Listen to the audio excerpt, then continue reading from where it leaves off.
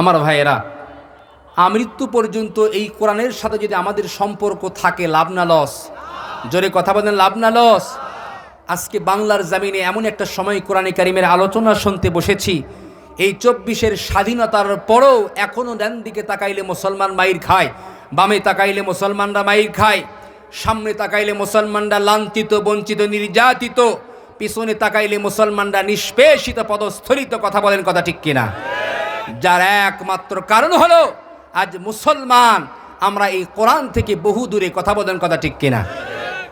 আজ এই কোরআনটা কোন সময় ব্যবহার করি? যখন আমাদের বাপ মারা যায়, মা মারা যায়, মনে করি এই সাইড থেকে মাদ্রাসা থেকে কয়েকটা তলবে আলিমদেরকে নিয়ে মরা বাপের চতুর্পাশে বসিয়ে বারবার কোরআন খতমের মাধ্যমে মরা বাপকে একেবারে জান্নাতে পাঠাতে চাই। কথা বলেন, কথা ঠিক কিনা? কিন্তু বিশ্বাস করেন ঢাকার মুসলমান, আল্লাহ রাব্বুল আলামিন এই কোরআনে কারীম কোনো মৃত মানুষের জন্য নাজিল করে? আর আওয়াজ দিয়ে বলেন, করে? আল্লাহর হাবিব সাল্লাল্লাহু আলাইহি ওয়াসাল্লাম যখন দুনিয়া থেকে তিনি বিদায় নিয়ে চলে যাবেন, ওই সময় ১.৫ লক্ষ সাহাবায়ে কেরামদেরকে সামনে নিয়ে ঈমানদীপ্ত কণ্ঠে ঘোষণা করেছিলেন, আল্লাহর নবী, বিশ্বনবী জনাবে মুহাম্মাদুর রাসূলুল্লাহ সাল্লাল্লাহু আলাইহি ওয়াসাল্লাম বিদায় হজের ভাষণে ১.৫ লক্ষ সাহাবায়ে কেরামদেরকে সামনে নিয়ে তামাম পৃথিবীর সমস্ত আনেওয়ালা উম্মতদেরকে সামনে নিয়ে আল্লাহর নবী সাল্লাল্লাহু আলাইহি ওয়াসাল্লাম ঈমানদীপ্ত কণ্ঠে ঘোষণা করেছিলেন, ও আমার সাহাবীরা, ও আমার উম্মতেরা, আমি নবীজি তোমাদের মাঝ থেকে কিছুদিন পর বিদায় নিয়ে চলে যাব, কিন্তু রেখে যাব দুইটা জিনিস। আমি নবীজি বেশি দিন তোমাদের মাঝে থাকবো না, কিন্তু রেখে যাব দুইটা জিনিস। যদি এই দুইটাকে শক্ত করে আঁকড়ে ধরো, মজবুতির সাথে যদি তোমরা পাকড়াও করো, আমি নবীজি তোমাদের ব্যাপারে গ্যারান্টি দিয়ে দিলাম, দুনিয়ার কোনো জিনিস তোমাদেরকে পথ হারা করতে পারবে না। কন্যা সুবহানাল্লাহ। আল্লাহর হাবিব সাল্লাল্লাহু আলাইহি ওয়াসাল্লাম এই কথা বলার সঙ্গে সঙ্গে সমস্ত সাহাবারা বলিষ্ঠ কণ্ঠে আল্লাহর হাবিব সাল্লাল্লাহু আলাইহি ওয়াসাল্লামকে বলছেন, ইয়া রাসূলুল্লাহি, ইয়া হাবিবাল্লাহ, নবীজি কোন দুইটা জিনিস আপনি আমাদের মাঝে রেখে যাচ্ছেন, আমাদেরকে একটু সুন্দর করে বলে যান। আল্লাহর হাবিব সাল্লাল্লাহু আলাইহি ওয়াসাল্লাম তিনি সুন্দর করে বলেন, এক নম্বর হলো কিতাব আল্লাহ, আল্লাহ রাব্বুল আলামিনের কোরআন, আল্লাহ তাআলার কিতাব। আর ২ নম্বর হচ্ছে আমি বিশ্বনবী সাল্লাল্লাহু আলাইহি ওয়াসাল্লামের উসওয়াতুন হাসানা তথা সুন্নাহ এবং হাদিস। একটুখানি চিন্তা করে দেখেন আমার ভাইয়েরা, আজকে তামাম দুনিয়ার সমস্ত মুসলমানদের যে লাঞ্ছনার গঞ্জনা, তার একমাত্র কারণ হলো আমরা কোরআনের কিছু মানি আর কিছু মানি না। কথা বলেন, কথা ঠিক কিনা? নবীজির আদর্শের সাথে আমাদের আদর্শের কোনো মিল নাই, নবীজির সুন্নাতের সাথে আমাদের সুন্নাতের কোনো মিল নাই, যার কারণে একজন মুসলমান বিপদে পড়ে আর একজন মুসলমানের কাছে যখন বিপদ থেকে উদ্ধার হওয়ার জন্য বারবার ডাকে, সে ডাকার পরেও কিন্তু সে শোনেও না, শোনার ভান করে। কথা বলেন, কথা ঠিক কিনা?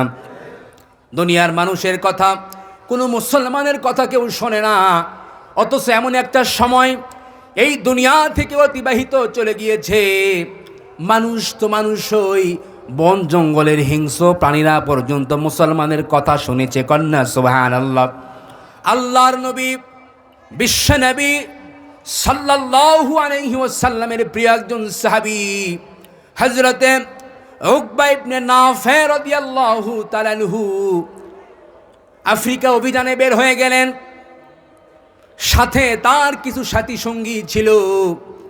রাস্তার মধ্যে সন্ধ্যা নেমে এলো, কোথায় অবস্থান করবেন, কোথায় রাত্রি যাপন করবেন, কোনো কুল কিনারা কোনো কিছু খুঁজে পায় না। অবশেষে সিদ্ধান্ত গৃহীত হলো, আজকে আমরা আফ্রিকার এই ভয়ঙ্কর জঙ্গলে বিশ্রাম নিব।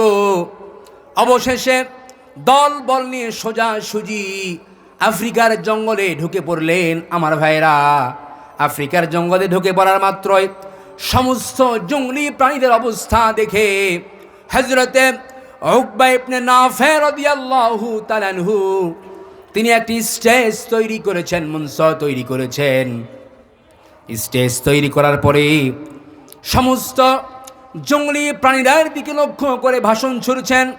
ইয়া আইয়াতুহাল হাশারাতু ওয়াসসিবাউ নাহনু আসহাবু রাসূলুল্লাহি সাল্লাল্লাহু আলাইহি ওয়াসাল্লাম ফারহালু ইন্না নাজিলুনা ফামান ওয়াজাদনাহু বাদু কাতালনা। জোরে বলুন আল্লাহু আকবার। হযরতে উকবা ইবনে নাফে রাদিয়াল্লাহু তাআলা আনহু ঈমান দীপ্ত কণ্ঠে ঘোষণা দিলেন, হে এই জঙ্গলের বাসিন্দা কীট পতঙ্গ হিংস্র প্রাণীরা, আমরা আল্লাহ রসুলের সাহাবী, আজ আমরা এখানে অবস্থান করব। তোমরা যাই যেখানে থাকো না কেন, তোমরা আমাদের এলাকা ছেড়ে অন্যত্রে চলে যাও। এরপরেও যদি তোমরা বের না হও, তাহলে যাকে কিন্তু যেখানে পাবো তাকে কিন্তু সেখানেই হত্যা করে ফেলবো। আমার ভাইয়েরা, হযরতে উকবা ইবনে নাফে রাদিয়াল্লাহু তাআলা আনহুর ঘোষণার পরে আফ্রিকার সমস্ত জঙ্গলি মানুষরা, কালো মানুষগুলো তাকিয়ে দেখছে আর মনে মনে ভাবছে, যাহারে মানুষ না গাধা কয় কি, মানুষের কথা নাকি কোনোদিন কোনো পশু পাখি শোনে। কথা বলেন, কথা ঠিক কিনা?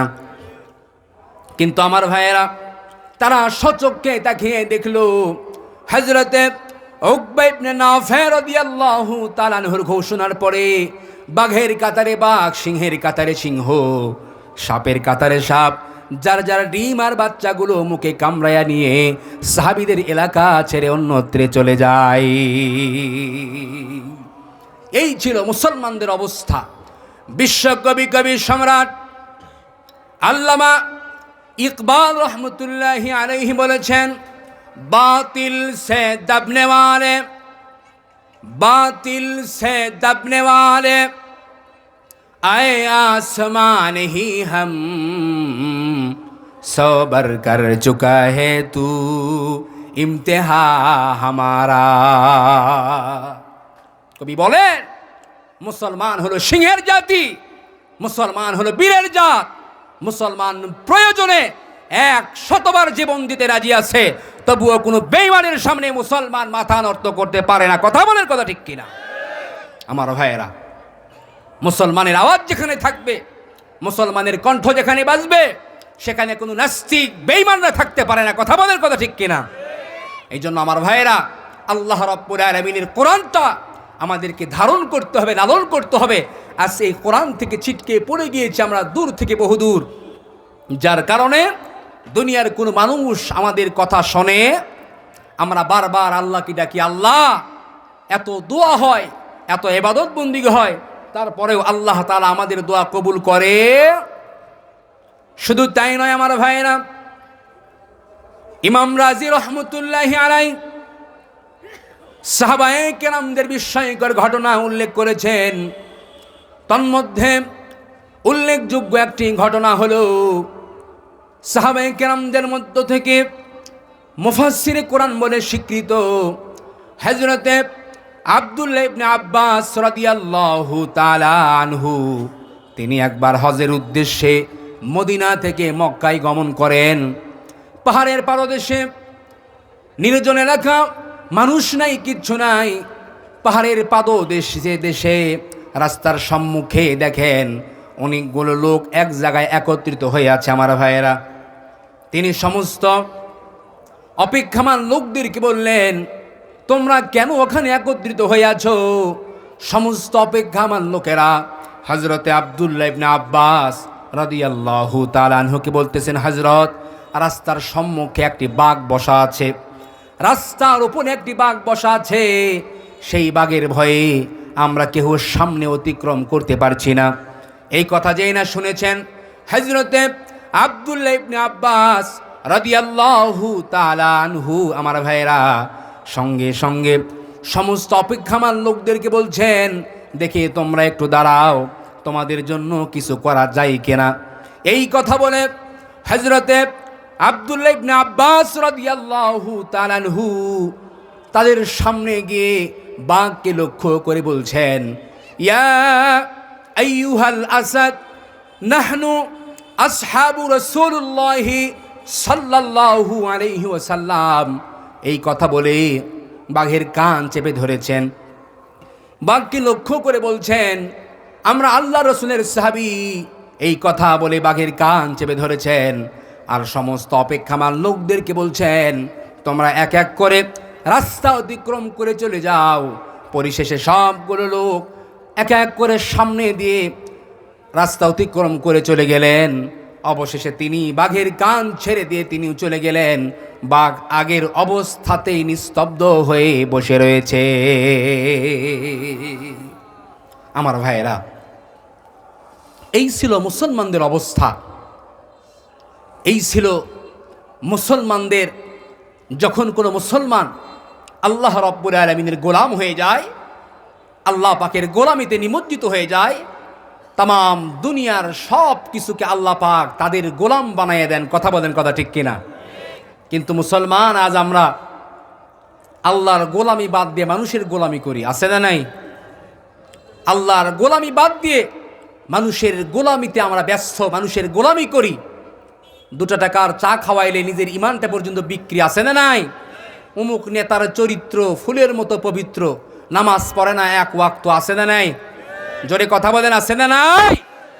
আমার ভাইয়েরা, আমাদের সব সময় প্রত্যেকটা মুহূর্তে মুহূর্তে আল্লাহ রাব্বুল আলামিন হতভাগা জাতি হিসাবে থাকার জন্য আল্লাহ তাআলা এই কোরআনে কারীমটা আমাদেরকে দান করে।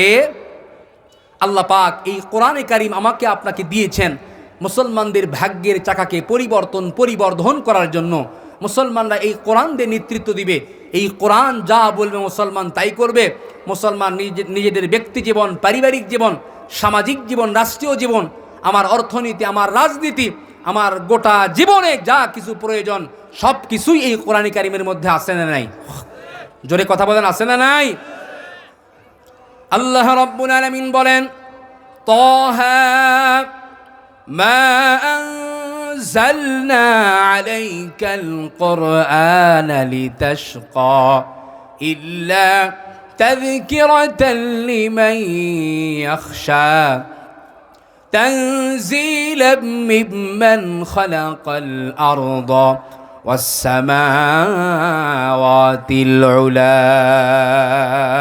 জোরে বলুন আল্লাহু আকবার। আল্লাহ রাব্বুল আলামিন বলেন, তাহা, ইয়াসিন, আলিফ লাম মিম, এগুলোকে বলা হয় হুরুফে মুকাত্তাআত, বিচ্ছিন্ন হরফ সমূহ। ওয়াল্লাহু আ'লামু বিমুরাদি, এর অর্থ এবং উদ্দেশ্য সম্পর্কে আল্লাহ তাআলাই ভালো জানেন। এরপরে রব বলছেন, মা আনজালনা আলাইকাল কুরআনা লিতাশকা ইল্লা তাযকিরাতাল লিমান ইয়াখশা তানজিলাম মিম্মান খালাকাল আরদা ওয়াস সামাওয়াতিল উলা। আল্লাহ পাক বলেন, নবী হে, এই নেন কিতাব, এই নেন মহাগ্রন্থ আল কোরআন। আমি আল্লাহ রাব্বুল আলামিন এই কিতাবটা আপনার উপরে রিভিল করেছি, নাজিল করেছি। এই কিতাব দিয়ে আপনি নেতৃত্ব প্রদান করবেন। হতভাগা জাতি হিসাবে থাকার জন্য আমি আল্লাহ রাব্বুল আলামিন এই কিতাবটা আমি নাজিল করি নাই। তাহলে আল্লাহ আপনি কেন নাজিল করলেন? আল্লাহ রাব্বুল আলামিন বলেন, নবী আমার, এই কিতাবটা আমি আল্লাহ রাব্বুল আলামিন এই জন্য দিয়েছি, এই কিতাব দিয়ে আপনি নেতৃত্ব প্রদান করবেন, সমাজের মাঝে নেতৃত্ব দিবেন, সমাজের মানুষগুলোকে ইসলামের দিকে, কোরআনের দিকে আপনি নিয়ে আসবেন। আমি এই কিতাবটা আল্লাহ রাব্বুল আলামিন এই জন্যই নাজিল করেছি।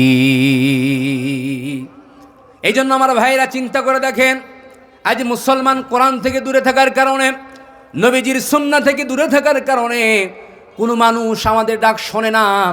বারবার আল্লাহর কাছে দোয়া করি, আল্লাহ তাআলা কবুল করে না। কথা বলেন, কথা ঠিক কিনা? হযরতে মূসা আলাইহিস সালাতু ওয়াস সালামের যুগে 40 বছর ধরে কোনো পানি নাই, 40 বছর ধরে কোনো বৃষ্টি নাই। সমাজের মধ্যে মানুষ বৃষ্টির জন্য হাহাকার করছে। আমার ভাইয়েরা, বন জঙ্গলের হিংস্র প্রাণীরা পর্যন্ত, তারা পর্যন্ত লোকালয়ে চলে আসছে, লোকালয়ে চলে আসছে। চৈত্র মাসে রোজের প্রখরতা যেমন মানুষজন সকলে কিন্তু হতাশ হয়ে যায়, আমার ভাইয়েরা এমন প্রখর রোদের মধ্যে হযরতে মূসা আলাইহিস সালাতু ওয়াস সালামের কওমের লোকেরা, সমস্ত লোকেরা হযরতে মূসার কাছে সমাবেত হয়ে হযরতে মূসাকে বলতেছেন, নবী আমাদের, আপনি একটু আল্লাহ রাব্বুল আলামিনের কাছে দোয়া করেন, আল্লাহ রাব্বুল আলামিন যেন আমাদের জন্য যেন বৃষ্টি, রহমতের বৃষ্টি দান করেন, আমরা এই বুঝি মারা যাব। আমার ভাইয়েরা, হযরতে মূসা আলাইহিস সালাতু ওয়াস সালাম ব্যথিত অন্তর নিয়ে পুরা কওমকে সামনে নিয়ে দুহাত তুলে আল্লাহর কাছে দোয়া করেছেন, আল্লাহ ও আসমানের মালিক আল্লাহ, বৃষ্টির জন্য এই বুঝি আমরা মারা যাব, আপনি আমাদেরকে রহমতের বৃষ্টি দেন, পানি ছাড়া আমরা বাঁচতে পারছি না। হযরতে মূসা আলাইহিস সালাতু ওয়াস সালামের দোয়া করার সঙ্গে সঙ্গে আল্লাহ রাব্বুল আলামিন হযরতে জিবরাইল আলাইহিস সালাতু ওয়াস সালামের মাধ্যমে জানায় দিলেন, আল্লাহ পাক বলছেন, হে মূসা, তোমার এই জামাতের মধ্যে এমন একজন গুনাহগার আছে, এমন একজন নাফরমান বান্দা আছে, সেই নাফরমান ওই জামাত থেকে না ওঠা পর্যন্ত আমি আল্লাহ রাব্বুল আলামিন কখনোই তোমাদেরকে বৃষ্টি দান করব না।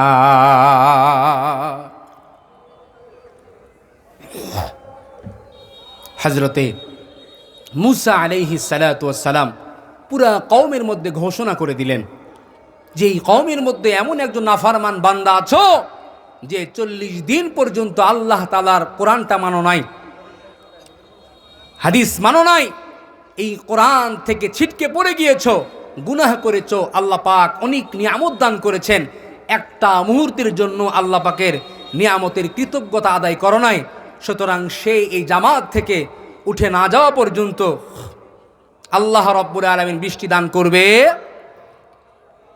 আমি যদি আপনাদের মাঝে বলি এ কথা যে রাস্তায় আসার সময় আমি একটা চোর দেখতে পেয়েছি, এই চোর যদি এখান থেকে না উঠে যায় তাহলে আমি কথা বলবো না, তাহলে সে প্রকৃতপক্ষে চোর যে চুরি করেছে সে কিন্তু বুঝতে পারবে, কথা বলেন ঠিক কিনা? সে লাঞ্ছিত হবে না ভাই, কথা বলেন, বঞ্চিত হবে না, সে লোক লজ্জার কারণে বলবে, আল্লাহ কি একটা বিপদে পড়েছি, আজকে যদি হুজুর আমার চেহারা দেখে ইন্ডিকেট করে যদি ফ্লাশ করে দেয়, সব শেষ, এতগুলো মানুষের সামনে লজ্জায় আমি হেড হয়ে যাব, কথা বলেন, কথা ঠিক কিনা? ঠিক তেমনইভাবে হযরতে মূসা আলাইহিস সালাতু ওয়াস সালাম যখন কওমের মধ্যে ঘোষণা করে দিলেন, কে আছে এমন নাফরমান 40 বছর ধরে নাফরমানি করেছো, গুনাহ করেছো, একটা মুহূর্তের জন্য গুনাহ থেকে পিছপা হও নাই, আল্লাহ পাকের রহমত খেয়েছো, নিয়ামত আল্লাহ পাক দান করেছেন, কিন্তু নিয়ামতের শুকরিয়া আদায় করো নাই, তুমি এই জামাত থেকে না ওঠা পর্যন্ত আসমানের মালিক আল্লাহ রাব্বুল আলামিন যাররা পরিমাণ বৃষ্টি দান করবে না। আমার ভাইয়েরা, যে নাফরমানি করেছে সে বুঝতে পেরেছে, মনে মনে অনুতপ্ত হয়েছে, মনে মনে অনুতপ্ত হয়ে ব্যথিত অন্তর নিয়ে অনুশোচিত হয়ে আসমানের মালিক আল্লাহ রাব্বুল আলামিনকে বলে, ওগো আল্লাহ, ও আসমানের মালিক আল্লাহ, 40 বছর ধরে নাফরমানি করেছি, 40 বছর ধরে গুনাহ করেছি, তোমার কোরআনটা মানি নাই আল্লাহ, একটা মুহূর্তের জন্য তুমি কোন মানুষকে জানাও নাই, কোন মানুষকে জানান দাও নাই, ওগো আল্লাহ, আজকে কেন তুমি আমার গুনাহের কথা মানুষের সামনে ফ্লাশ করে দিবা, কেন মানুষকে তুমি জানাবা? ব্যথিত অন্তর নিয়ে কান্নাও করতে পারে না, জোরে চিৎকার দিতে পারে না, মনে মনে ব্যথিত অন্তর নিয়ে অনুশোচিত হয়ে আমার ভাইয়েরা আল্লাহকে বলে, ওগো আল্লাহ, জীবনে যা করেছি, ভুল করেছি, অন্যায় করেছি, জীবনে আমি আর কোনোদিন তোমার গুনাহের কোনো কাজ আমি করব না। মনে মনে আল্লাহ রাব্বুল আলামিনের কাছে তওবা পড়েন, আল্লাহ আমার ভুল হয়েছে। আমার ভাইয়েরা, সঙ্গে সঙ্গে আল্লাহ রাব্বুল আলামিন তার রহমতের বৃষ্টি দান করে ধন্য করেছেন। হযরতে মূসা আলাইহিস সালাতু ওয়াস সালাম আল্লাহ রাব্বুল আলামিনকে বলে, ওগো আল্লাহ, আপনি না ওয়াদা করেছেন, আপনি নিজেই তো বললেন সেই নাফরমান না ওঠা পর্যন্ত, এই জামাত থেকে না সরা পর্যন্ত আল্লাহ, ওগো আল্লাহ, আপনার রহমতের বৃষ্টি দিয়ে আপনি আমাদেরকে ধন্য করবেন না, তাহলে কেন আপনার রহমতের বৃষ্টি আমাদেরকে দান করলেন?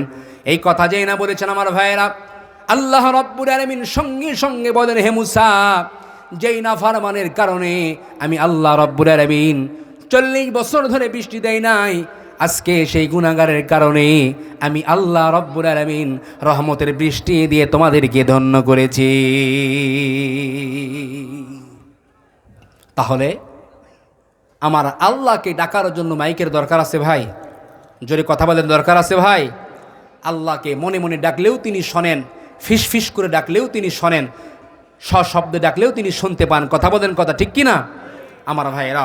এই জন্য আমরা জীবনে যে যা করেছি, এই কোরআনটা ধারণ করি নাই, লালন করি নাই, কোরআনটা পড়ি নাই, এই কোরআন থেকে বহু দূরে শুধু রমজান মাস আসে আর কোরআনের খতম দেই, বাকি মাসে কোনো খবর নাই, এমন লোক মনে হয় আপনাদের গাজীপুরে নাই। জোরে কথা বলেন, আছে না নাই? আবার শুধুমাত্র কোন রকম কেউ মারা গেলে তার সবিনা খতমের ব্যবস্থা করে। বিশ্বাস করেন আমার ভাইয়েরা, এই কোরআনে কারীমকে আল্লাহ রাব্বুল আলামিন কোন মৃত মানুষের জন্য নাজিল করে। কোরআন এমন একটি কিতাব, এমন একটি পরশ পাথর, এই কোরআনের কাছে যারাই এসেছেন জিরো হয়ে, কোরআন তাদেরকে হিরো বানাইয়া দিয়েছেন। কন্যা সুবহানাল্লাহ। যারাই জিরো হয়ে এসেছেন, কোরআন তাদেরকে হিরো বানিয়ে দিয়েছেন। হযরতে আবু বকরের দিকে তাকান আমার ভাইয়েরা, আবু বকরকে জিরো থেকে হিরো যিনি বানিয়ে দিয়েছেন তিনি কে?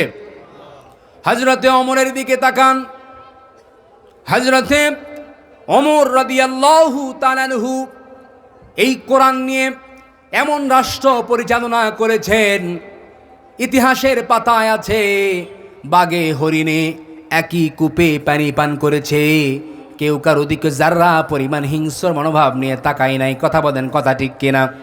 এই কোরআনের এমন রাষ্ট্র পরিচালনা করেছিলেন আল্লাহর হাবিব সাল্লাল্লাহু আলাইহি ওয়াসাল্লাম।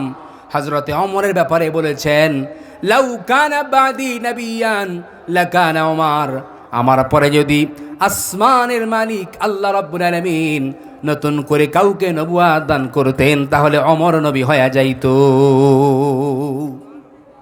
আমার ভাইয়েরা চিন্তা করে দেখেন, এই কোরআন নিয়ে হযরত ওমর কেমন রাষ্ট্র পরিচালনা করেছেন। রাষ্ট্রের মধ্যে কোনো বৈষম্য ছিল না। আজকে 24-এর স্বাধীনতার পরেও যেই বৈষম্যর কারণে দেশটা স্বাধীন হয়েছে, এখনও সেই বৈষম্য আমাদের মাঝে আছে না নাই? জোরে কথা বলেন, আছে না নাই? অথচ চিন্তা করে দেখেন, যতদিন না আমরা কোরআনটাকে ধারণ না করেছি, কোরআনটাকে লালন না করেছি, আমার ভাইয়েরা এই বৈষম্য কখনো বাংলার জমিন থেকে বিতাড়িত হবে না। কথা বলেন, কথা ঠিক কিনা? কারণ আমাদের নেতা একজন ওমর ছিলেন, একজন নেতা, আমাদের বর্তমান সময়ের খলিফা, আর হযরত ওমর ছিলেন একজন খলিফা। আর খলিফার দায়িত্ব হলো নাই বিচার করা। কেমন নাই বিচার করেছিলেন হযরত ওমর? এই কোরআন দিয়ে কেমন রাষ্ট্র পরিচালনা করেছিলেন? নিজের কলিজার টুকরা সন্তানকে ছাড় দেয় নাই আমার ভাইয়েরা। হযরতে ওমর রাদিয়াল্লাহু তাআলা আনহু, তার দরবারে তার কলিজার টুকরা সন্তান আবু শামার বিরুদ্ধে মামলা হয়েছে আমার ভাইয়েরা, ধর্ষণের মামলা হয়েছিল। এই কথা শোনার সঙ্গে সঙ্গে হযরতে ওমর যখন ওই বাড়িতে গিয়েছেন, বাড়িতে যাওয়ার পরে দেখেন নিজের কলিজার টুকরা সন্তান আবু শামা খাবার খাচ্ছে। ডাক দিয়ে বললেন, আবু শামা, কলিজার টুকরা সন্তান আমার, তুমি জলদি করে খাবার খেয়ে নাও, তোমার একটা বিচার আছে। যেই না বলেছেন তোমার একটা বিচার আছে, সন্তান সঙ্গে সঙ্গে তার খাওয়া বাদ দিয়ে বাবাকে বলতেছেন, বাবা আমার খাওয়া হয়ে গেছে, আমার আর খাওয়া লাগবে না, আপনি আপনার বিচারের কাজ শুরু করে দেন। কন্যা সুবহানাল্লাহ। বাবাও যেমন সন্তানও বানিয়েছেন সেই রকম, আর আমরা বাবাও যেমন সন্তানও ওই রকম 2 নম্বর। কথা বলেন, কথা ঠিক কিনা? এমন সন্তান এই গাজীপুরের জমিনে আছে, ও খেত লাল পানি, বাবা খায় তো লাল পানি, আর সন্তান গাঞ্জা খায়, ইয়াবা খায়, হেরোইন খায়, আরও কত কি খায়। এমন সন্তান আমাদের গাজীপুরের জমিনে আছে না নাই? আমার ভাইয়েরা, হযরতে ওমর যেই না কলিজার টুকরা সন্তানকে বলেছেন, আবু শামা জলদি করে তুমি তোমার খাওয়া খেয়ে নাও। সন্তান খাবার সঙ্গে সঙ্গে শেষ করে বাবাকে বলতেছেন, বাবা আমার আর খাওয়ার দরকার নাই, আপনি আপনার বিচারের কাজ শুরু করে দেন, কোনো অসুবিধা নেই। আমার ভাইয়েরা, এই কথা যেই না শুনেছেন, হযরতে ওমরের স্ত্রী সঙ্গে সঙ্গে স্বামীর সামনে হাজির হয়ে গিয়েছে। স্বামীর সামনে হাজির হয়ে স্বামীকে ডাক দিয়ে বলতে, স্বামী গো, কি হয়েছে তাই এত আপনি উত্তেজিত হয়েছেন? হযরতে ওমর বলেন, স্ত্রী, আমার কলিজার টুকরা সন্তানের বিরুদ্ধে একজন মহিলা মামলা দিয়েছে, তার নাতিকে নাকি আমার ছেলে ধর্ষণ করেছে। এই কথা যেই না শুনেছেন, হযরতে ওমর রাদিয়াল্লাহু তাআলা আনহুর স্ত্রী বিচলিত হয়ে পড়লেন, আর মনে মনে ভাবলেন, আহারে, এ তো স্বাভাবিক কোনো মানুষ নয়। আল্লাহর কোরআন ছাড়া, আল্লাহর কোরআন দিয়ে তো বিচার করবে, আল্লাহর কোরআন ছাড়া তো একটা মুহূর্তে বিচার করবে না। কথা বলেন, কথা ঠিক কিনা? এই খেয়াল করে আমার ভাইয়েরা, স্ত্রী নিজের প্রাণের স্বামীকে পিছনের দরজা দিয়ে বাহিরে নিয়ে গিয়েছেন। বাহিরে নিয়ে গিয়ে বলতেছেন, স্বামী গো, আমার টাকা পয়সা, অর্থ সম্পদ, সোনা গহনা যা কিছু আছে, এই সব কিছু আমি আপনাকে দিয়ে দিচ্ছি। অন্তত মেয়েটাকে ম্যানেজ করা যায় কিনা দেখেন, টাকা দিয়ে মেয়েটাকে ম্যানেজ করা যায় কিনা দেখেন। আমি আমার কলিজার টুকরা সন্তানকে বাঁচাতে চাই।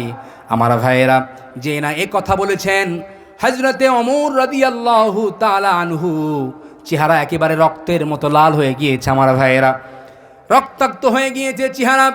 নিজের স্ত্রীকে ঝাটকা দিয়ে দূরে সরে দিয়ে বলতেছেন, স্ত্রী, তুমি আমাকে বাধা দিও না, আল্লাহর কোরআন হতে তুমি কি আমাকে সরাইতে চাও নাকি? এই খেয়াল করে আমার ভাইয়েরা, নিজের কলিজার টুকরা সন্তান আবু শামাকে ডাক দিয়ে বলতেছেন, আবু শামা, তোমার বিরুদ্ধে যে মামলা হয়েছে এটা কতটুকু সত্য আমি তোমার জবানেই শুনতে চাই, তুমি একটু বলো। বাবারে, তোমার বিরুদ্ধে যে ধর্ষণের অভিযোগ উঠেছে এটা কতটুকু সত্য তুমি একটু বলো। হযরতে আব্দুল্লাহ আবু শামা হযরতে ওমরকে বলেন, বাবা, ও আমার শ্রদ্ধেয় পিতা, বন্ধু বান্ধবদের পাল্লায় পড়ে নাবিজ খেয়েছিলাম, যার কারণে ব্রেনটা ঠিক ছিল না, মাথা ঠিক রাখতে পারি নাই বাবা। আবেগে পড়ে, আবেগের বশে এই কাজটি আমি করে ফেলেছি। আপনি দয়া করে, মায়া করে আমাকে মাফ করে দেন।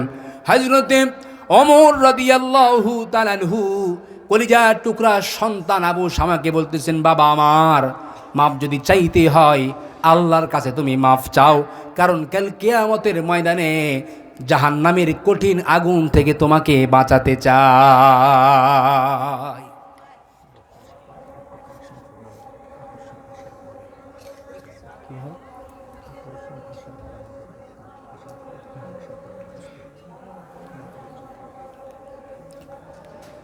আমার ভাইয়েরা, যেই নাই কথা বলেছেন, হযরতে ওমর বলে, বাবা আমার, কলিজার টুকরা সন্তান আবু শামা, মাফ যদি চাইতেই হয় তুমি আল্লাহর কাছে মাফ চাও, কারণ বিচার যেটা আছে সেটা আমি কোরআন দিয়ে করব। কাল কিয়ামতের ময়দানে জাহান্নামের কঠিন আগুন থেকে তোমাকে বাঁচাতে চাই। এই কথা বলে প্রধান বিচারপতিকে ডাক দিলেন, জল্লাদ, চাবুক মারা শুরু করে দাও। আমার ভাইয়েরা, জল্লাদ চামড়ার চাবুক দিয়ে নিজের কলিজার টুকরা সন্তান আবু শামাকে প্রহার করা শুরু করেছে, মারা শুরু করেছে। আল্লাহ রাব্বুল আলামিন সূরা নূরের মধ্যে আল্লাহ তাআলা বলেন, আয-যানিয়াতু ওয়াজ-যানি ফাজলিদু কুল্লা ওয়াহিদিম মিনহুমা মিয়াতা জালদা। জোরে বলুন আল্লাহু আকবার। আমার ভাইয়েরা, সূরা নূরের 2 নম্বর আয়াতে কারিমা পড়ার পরে জিনার যে বিচার ব্যবস্থা আছে তা শুরু হয়ে গেল। জল্লাদ 80টা চাবুক মারছে, ব্যাত মারছে। আমার ভাইয়েরা, সন্তানের নাক মুখ দিয়ে রক্ত উঠে জমিনে বেহুশ হয়ে পড়ে গিয়েছে। সন্তানের নাক মুখ দিয়ে রক্ত উঠে বেহুশ হয়ে পড়ে গিয়েছে। স্ত্রী দৌড় দিয়ে এসে স্বামীর পা চেপে ধরেছে। হযরত ওমরকে বলতেছেন, প্রাণের স্বামী, অন্তত আজকের মতো আমার কলিজার টুকরা সন্তান রে আপনি মাফ করে দেন, আগামীতে বাকিটা আবার মারবেন। হযরত ওমর বলেন, স্ত্রী, ও আমার স্ত্রী, বাধা দিও না, আমার দয়া কি আল্লাহর চাইতে বেশি নাকি?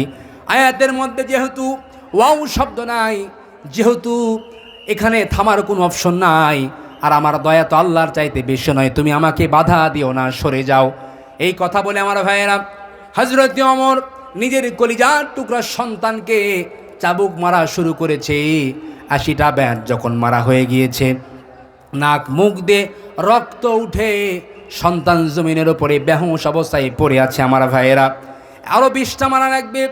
এক পর্যায়ে মরার উপক্রম হয়ে গিয়েছে, সন্তান একেবারে মারা গেছে আমার ভাইয়েরা, কিন্তু আরও বাকি 20টা মারা লাগবে। 20টা আবার কে খাবে? এই খেয়াল করে জল্লাদকে ডাক দিয়ে হযরতে ওমর রাদিয়াল্লাহু তাআলা আনহু নিজের হাতে নিজের কলিজার টুকরা সন্তানকে, আমার ভাইয়েরা, কলিজার টুকরা সন্তানকে, নিজের কলিজার টুকরা সন্তানকে নিজের হাত দিয়ে গোসল করিয়েছেন। কাফনের কাফন পরায়া নিজের সন্তানের চেহারার দিকে তাকায়া বলতেছেন, আব্দুল্লাহ, কলিজার টুকরা সন্তান আমার, মনে কোনো দুঃখ পেও না বাবা, তুমি মনে কোনো কষ্ট নিও না। কোরআনের আইন অনুযায়ী কোরআন দিয়ে তোমার বিচার আমি করে দিয়েছি।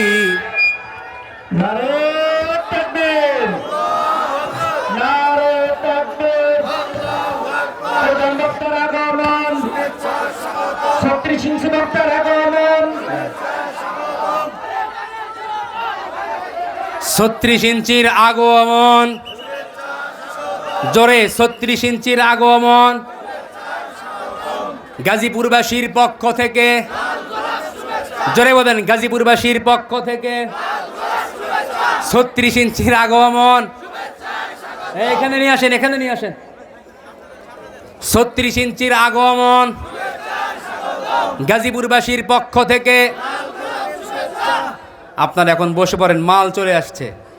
হ্যাঁ, মাল চলে আসছে, কোনো অসুবিধা নেই, আপনারা আসেন ইনশাল্লাহ, সবাই চলে আসেন।